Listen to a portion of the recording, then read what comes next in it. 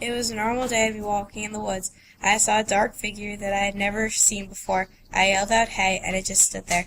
I just stood there frozen and scared out of my mind, and I didn't know what was going on.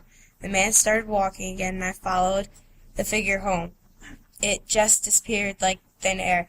I had frozen with fear, and I ran home. It was late at night, and I was in my room doing my homework for Mr. Brown's class when I felt a sudden chill down my spine, and it felt like something was watching my every move. I heard a noise, and I looked out my window, a dark figure standing in the shadows and partly in the light. It was standing there looking at me as if I'd done something wrong. I thought back and remembered that someone had died near the river I was walking near.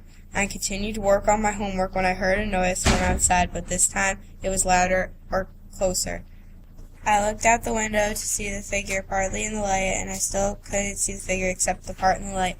I went to complete my homework, and I ignored it until it said my name 3 times. I thought that was a little creepy. The voice of the figure sounds familiar as it could ever be to anyone in the world. I wanted to finish my homework, but I couldn't get an image of the figure out of my brain.